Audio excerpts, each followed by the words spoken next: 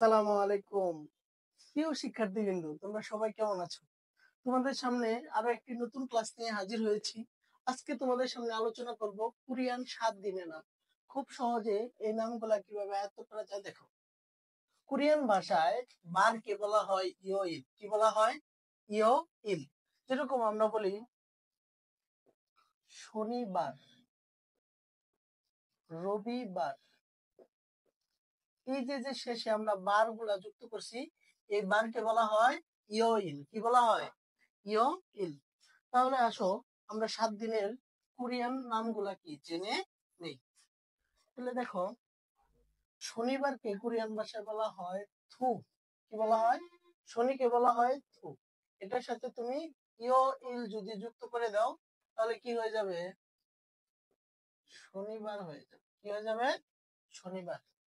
তারপরে দেখো, আমরা কোরিয়ান ভাষায় পড়ছি ইল। ইল মানে কি? এক, তাই না? কিন্তু এখানে ইল অর্থ কি? রবি। ইল মানে কি? রবি। তাহলে ইরিয় ইল উচ্চারণ হয়ে যাবে রবিবার। কি হয়ে যাবে? রবিবার। তাহলে এই যে রিউলটা কি উপরে চলে যাবে ইয়র মধ্যে, তাই না? তাহলে উচ্চারণ হয়ে যাবে ইরিয় ইল। পরবর্তীতে খেয়াল করো ওয়াল। ওয়াল মানে হচ্ছে সম। ওয়াল মানে কি? সম। তাহলে ও রিয় ইল উচ্চারণটা কি হয়ে যাবে? ও রিয় ইল মানে হচ্ছে সোমবার।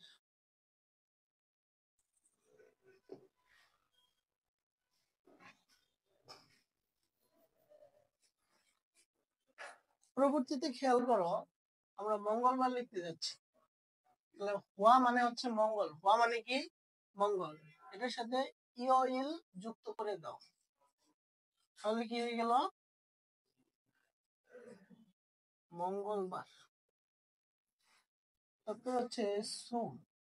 সু মানে হচ্ছে বুধ। ইয় ইল, তাহলে সু ইয় ইল কি হয়ে গেল? বুধবার। তারপরে আছে বৃহস্পতিবার। তাহলে মুখ মানে কি? বৃহস্পতি।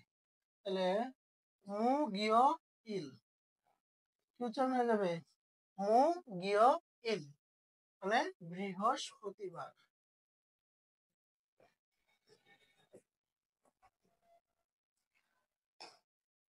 তারপরে দেখো, পরবর্তী এবং সর্বশেষ দিনটা হচ্ছে শুক্রবার। তাহলে খুম মানে কি? শুক্র। খুমিয় ইল শুক্রবার। তাহলে কি আশা করি আমাদের এই ৭ দিনের নামগুলো কি তোমরা খুব সুন্দরভাবে বুঝতে পেরেছো। উচ্চারণ গুলা কি আমার সাথে সাথে করে ঠিক করে নাও। তাহলে থু ইয় ইল শনিবার, ই রিয় ইল রবিবার, ও রিয় ইল সোমবার, ওয়া ইয় ইল মঙ্গলবার, সু ইয় ইল বুধবার, মু গিয় ইল বৃহস্পতিবার, খুম ইয় ইল শুক্রবার। তাহলে দেখো, পরীক্ষার মধ্যে তোমরা এগুলো কিভাবে পাবা। যেমন দেখো, এখানে আমি আরো কিছু জিনিস তোমাদের শেখানোর চেষ্টা করছি। তাহলে দেখো, শনিবার থু ইয় ইল এবং ই রিয় ইল এই দুইটা দিনকে বলা হয় জুমাল। কি বলা হয়? জুমাল। অর্থাৎ কোরিয়ান সাপ্তাহিক ছুটির দিন। তাহলে শনিবার এবং রবিবার কি কোরিয়ার সাপ্তাহিক ছুটির দিন। এখন ইরিওইল থেকে খুমিওইল অর্থ হচ্ছে কর্ম দিবস। তাহলে পরীক্ষার মধ্যে যেরকম থাকে ওয়াল থেকে খুম, তাহলে ওয়াল থেকে খুম এটাকে কি বলা হয়? ফিয়ং ইল। কি বলা হয়? ফিয়ং ইল বা জুজুন। কি বলা হয়? জু জুং কর্মদিবস। তাহলে পরীক্ষার মধ্যে অনেক সময় লেখা থাকে যে আমরা হসপিটালে যাই।